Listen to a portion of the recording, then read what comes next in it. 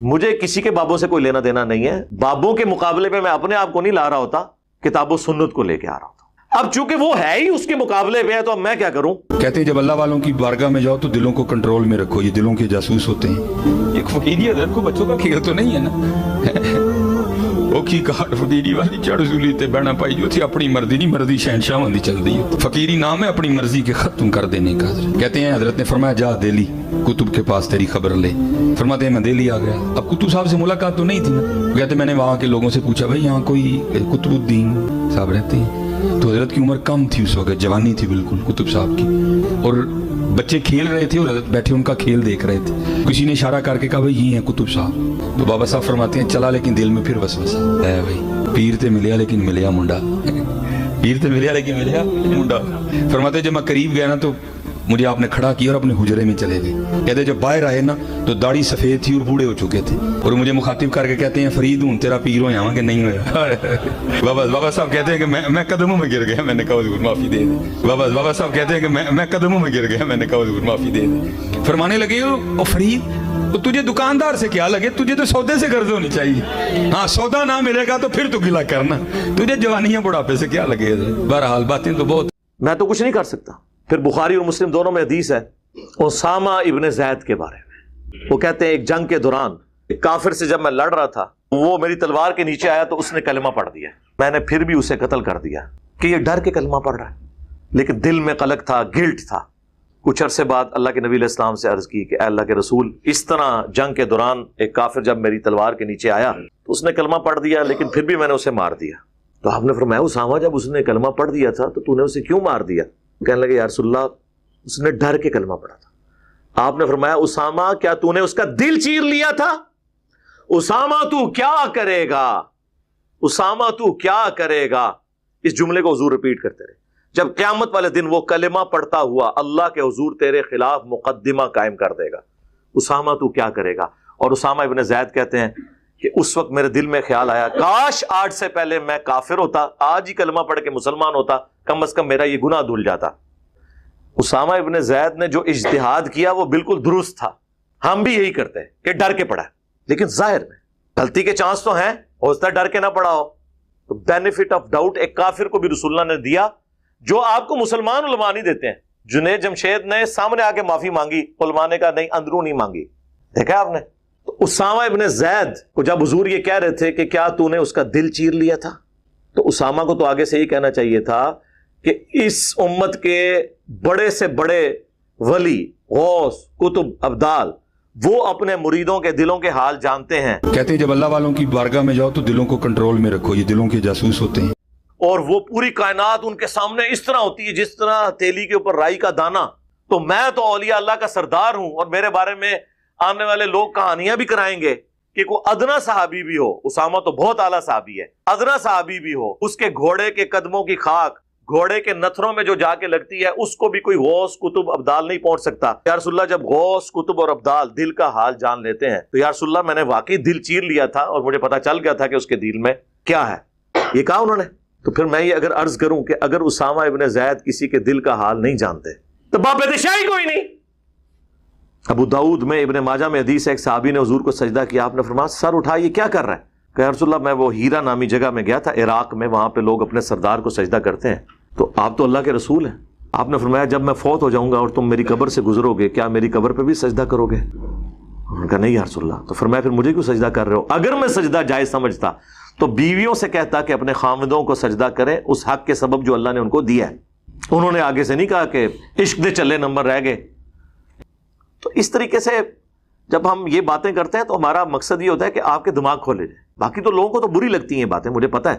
قرآن کی دعوت لوگوں کو بری لگتی ہے, اس لیے آپ کو صدیوں سے بتایا گیا قرآن و حدیث ڈائریکٹ نہیں پڑھنا, گمراہ ہو جاؤ گے.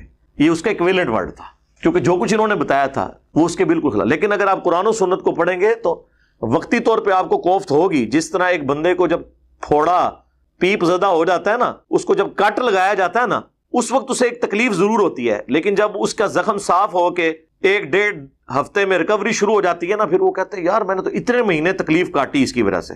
جس مزار سے گزرتا تھا جھک کے گزرتا تھا. ہاں جی, اگر میں وہ گاڑی کا ڈرائیور تھا تو جو مزار آتا تھا وہ تو 10 روپے دور سے ہی سڑک پہ پھینک کے جاتا تھا. اللہ کا شکر ہے توحید پہ آئے ہو تو سکون ہو گیا, یہ پھوڑا جب سے ختم ہوا ہے. ایک اللہ کا ہو گیا ہوں، لیکن اس وقت چیرا لگتے ہوئے تو تکلیف ہوتی ہے جی، ہوگی، مجھے پتا ہے۔ اب اگر میں قرآن سے یہ آیت بیان کروں، سورہ الانعام کی آیت نمبر 15 جو سورہ یونس میں بھی موجود ہے، سورہ الزمر میں بھی، قل انی اخاف ان عصیت ربی عذاب یوم عظیم، اے نبی تم فرماؤ کہ اگر میں بھی اپنے رب کی نافرمانی کروں تو مجھے بھی اس بات کا ڈر ہے کہ بڑے دن کا عذاب مجھے بھی آ پکڑے گا۔ اللہ اکبر۔ میرے بھائی، جب یہ میں آیت بیان کرتا ہوں اور اس کے مقابلے پہ آپ کے بزرگ یہ کلیم کرتے ہیں کہ ہم اس وقت تک جنت میں نہیں جائیں گے جب تک کہ اپنے مریدوں کو نہ لے کے چلے جائیں، جو ہمارے سلسلے میں بیعت ہو گیا وہ قیامت والے دن بغیر حساب و کتاب کے بخشا جائے گا، اور میں جب یہ حدیث بیان کرتا ہوں اس کو سپورٹیو، یہ تو نبی علیہ السلام کے بارے میں آپ نے پھر اسے بریف کیا، صحیح مسلم کی حدیث کہ جسے قیامت کے دن اس کے عمل نے پیچھے چھوڑ دیا، اس کا نسب، اس کی رشتہ داری اسے آگے نہیں لے کے جا سکے گی، اور بخاری اور مسلم کی متفق علیہ حدیث، اے میری بیٹی فاطمہ اس بات پہ مت اکڑنا کہ تم اللہ کے نبی کی بیٹی ہو، اگر اللہ نے تمہیں پکڑ لیا تو میں اللہ کے حضور تمہارے کچھ کام نہیں آؤں گا۔ یہ سیدہ فاطمہ کو ہمارے لیے کہا جا رہا تھا، وہ تو بخاری مسلم میں آئے جنتی عورتوں کی سردار ہیں، لیکن ان کو یہ بات کر کے امت کو بتائی جا رہی تھی کہ جب فاطمہ کا یہ سٹیٹس ہے اور اس کے بارے میں اللہ کا محبوب صلی اللہ علیہ وآلہ وسلم ہونے کے باوجود یہ کہہ رہا ہوں، تو اب جب کبھی کوئی یہ کہے نا کہ جو میرے سلسلے میں بیعت ہو میں اسے جنت میں لے جاؤں گا، میں اس وقت تک جنت میں نہیں جاؤں گا جب تک کہ اسے لے نہ جاؤں، تو آپ نے انجینئر صاحب کی بات غور سے سننی ہے کہ بابت شاہی کوئی نہیں۔ جب حضرت فاطمہ اور رسول اللہ صلی اللہ علیہ وآلہ وسلم کے بارے میں یہ آیات اور احادیث موجود ہوں، اسی طریقے سے بخاری و مسلم میں ایک حدیث ہے، نبی علیہ السلام کا ایک غلام تھا مدعم، جو سواری کا کجاوا کسا کرتا تھا سفر و حضر میں، حضور کو وضو کرواتا تھا۔ غزوہ خیبر کے موقع پر اسے ایک نامعلوم تیر لگا اور وہ شہید ہو گیا، اور صحابہ نے کہا تم میں شہادت مبارک ہو، یہ الفاظ ہیں، بالکل صحیح کہا، کیونکہ صحابہ دل کا حال تو نہیں جانتے تھے۔ آپ نے فرمایا تم اسے شہادت کی مبارک دے رہے ہو جبکہ اللہ نے مجھے دکھایا ہے کہ اس کے اوپر آگ کی ایک چادر ہے جو اس نے مال غنیمت میں سے چوری کی تھی، اور اللہ نے یہ بھی لحاظ نہیں کیا کہ حضور کا خادم ہے چلو ایک چادر معاف کر دے، نہیں۔ اس لیے میں بولتا ہوں آج اگر کوئی جرم کرتا ہے نا، اس لیول کا جرم اگر رسول اللہ کے زمانے میں کسی نے کیا وہ بڑا مجرم، کیونکہ اسے حضور کی صحبت ملی ہوئی ہے۔ تو صحابہ کرام اٹھے اپنے گھروں کو گئے، اگر کسی نے ایک رسی کا ٹکڑا بھی یہ کہہ کے اٹھایا تھا نا کہ اس کی تو کتنی ورتھ نہیں ہے مال غنیمت میں، کیونکہ مال غنیمت کا سامان وقت کے حاکم نے تقسیم کرنا ہوتا ہے، اور اس وقت رسول اللہ تھے صلی اللہ علیہ وسلم، ان کی اجازت کے بغیر نہیں ہو سکتا تھا، لا کے واپس بیت المال میں جمع کروایا۔ اب یہ حدیث بیان کرنے کے بعد جب میں یہ کہتا ہوں کہ صحابہ کرام کو تو اپنے سامنے پڑی ہوئی ایک صحابی کی لاش کے اوپر آگ کی چادر نظر نہیں آئی ہے، آپ لوگ اپنے بزرگوں کے بارے میں کلیم کرتے ہیں کہ وہ عذاب قبر دیکھ لیتے کہتے ہیں جب اللہ والوں کی بارگاہ میں جاؤ تو دلوں کو کنٹرول میں رکھو، یہ دلوں کے جاسوس ہوتے ہیں، انہیں کشف القبور ہوتا ہے۔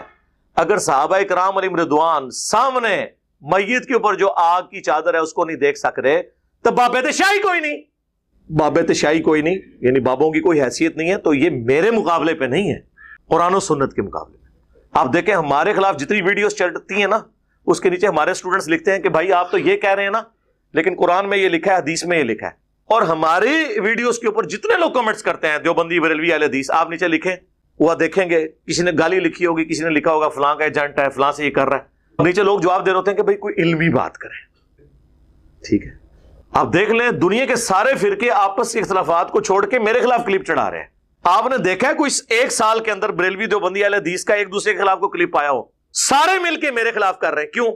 انہیں پتا چل گیا ہے کہ یار یہ مسئلہ کوئی بھی نہیں بچا، ایک دوسرے سے گلے لگ لگ کے رو رہے ہیں، نہ ہم نے کوئی چندہ بک بنائی، نہ کوئی مدرسہ بنایا، نہ کوئی مسجد بنائی، نہ کوئی پیری مریدی شروع کی، آپ کے پیچھے نمازیں پڑھتے ہیں، آپ کوئی چندے دیتے ہیں، اب کیا مسئلہ رہ گیا پیچھے؟